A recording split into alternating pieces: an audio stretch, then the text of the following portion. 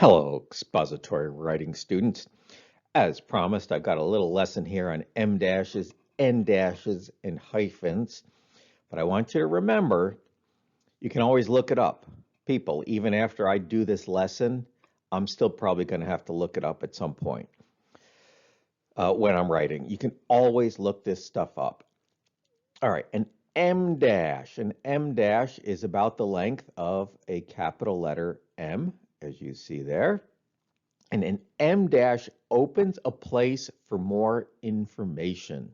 We, em dash, the students who care, em dash, showed up to class.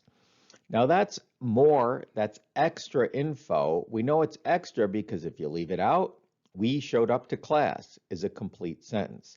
So the em dash, the longest of all three, makes space for more information. Quick side note, you can have spaces on either side of the em dash or not. It's up to you. Depends on the publication, but be consistent. Be consistent. I chose to not put spaces. An en dash, about the size of a letter N, is a connection, but with space as in through. We discussed essays 1 through 3 today. So it's the middle length of all three, and thinking of it as opening a space, yet also connecting. So 1 through 3.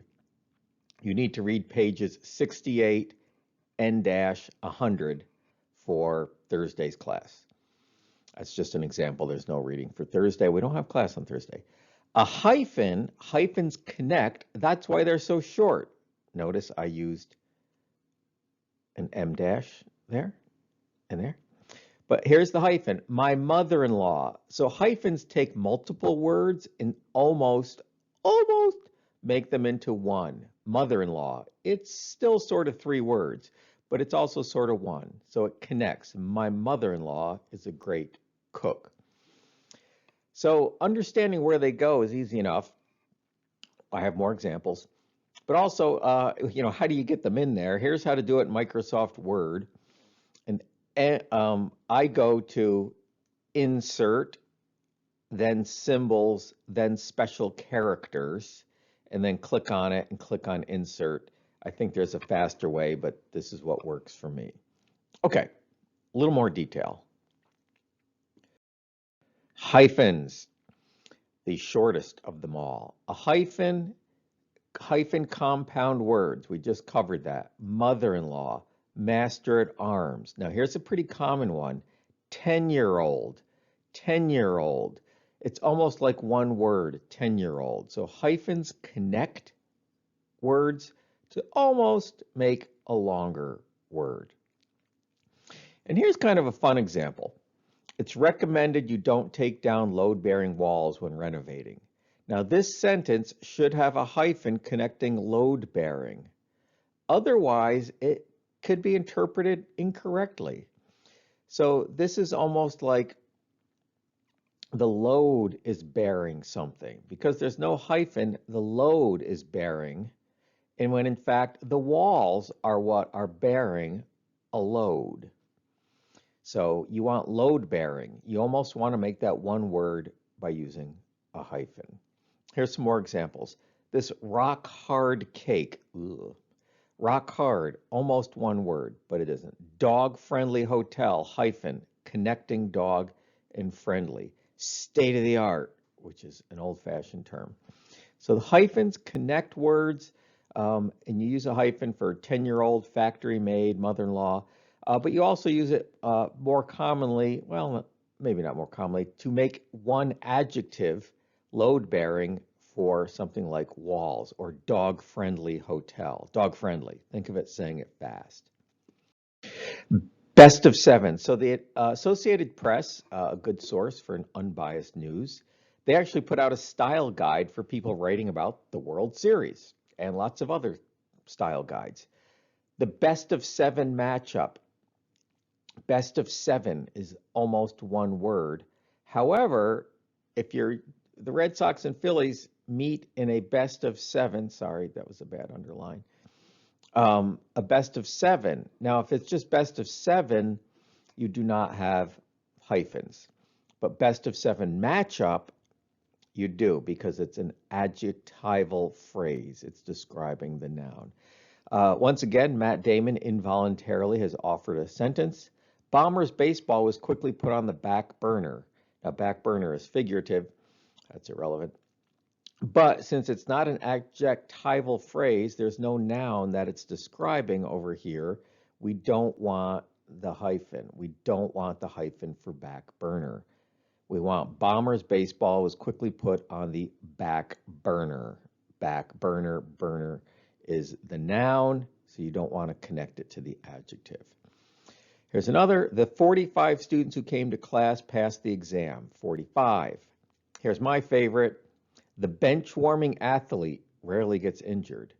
Actually, they might because they come off the bench tight. But anyway, bench warming. That's one phrase, almost one word describing a noun. Again, people, I'm just trying to make the point that this stuff does matter, and you can always look it up, right? You can always just Google it.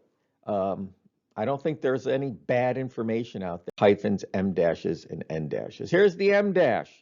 The M dash is really long, as you see here, about the size of the letter M, and it opens up a place. We, the students who care, showed up to class. It opens up a place for more information. Incorrect. Again, thanks, Matt. It tells a story, hyphen, bad spacing, the story of what my life was like living through 2 years of high school during a global pandemic. This is extra information. It's good stuff, but it's extra information, so we want an M dash here. Correct. It tells a story, M dash, the story of what my life was like living through 2 years of high school, etc., etc. So since this is added information, you want to put an M dash. Here's my favorite example, my cat, M dash, the most well-known cat in higher education, M dash received an award from NAFCA, the National Association of Federated Cats of America, and there he is with his award, the little floofer. So an M dash you use when you're inserting more information or adding it at the end of a sentence. M dash, M dash. The N dash is really the simplest, even though I have the most text here. Our part-time employees work 20 to 30 hours a week. Right there, 20 to 30. So an N dash connects, but also indicates a gap, 20 to 30. Pages 79 to 113, that's an N dash.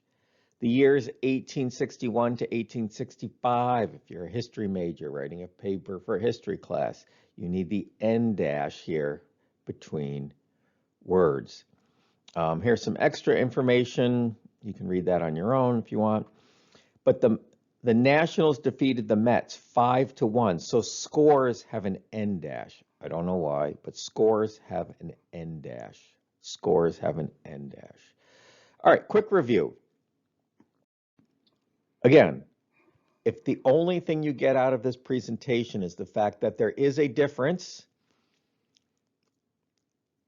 and you need to look it up when you're going to use a hyphen or a dash or an M dash or an N dash, that's good because you can always look it up, all right? If that's the only thing you remember, that there is a difference and you need to look it up because paying attention to everything in your writing is good. Paying attention to everything in your writing is good. It makes you pay attention to lots of things. By paying attention to one thing, you're like, oh, maybe I should look at this more closely. So an M dash opens a place for more information. We, M dash, the students who care, M dash showed up to class. An N dash means through. We discussed essays 1 through 3 today. And hyphens connect. My mother-in-law is a great cook. She really is. And here's how you find them to put them in your essay, Microsoft Word anyway. Go to Insert, Symbols, Special Characters. So in your papers that you're currently working on about the color blue, horror, and one other topic I can't remember as I sit here on my couch on Sunday afternoon, I want everybody, listen up, I want everybody to use an M dash, a hyphen, and an N dash in your paper, okay? I want everybody to use in your paper, even if the sentence ends up being a little stupid, but just, show us all that you know how to use a hyphen, an M dash, and an N dash. Force it into the essay, just for fun. All right, people, that's enough.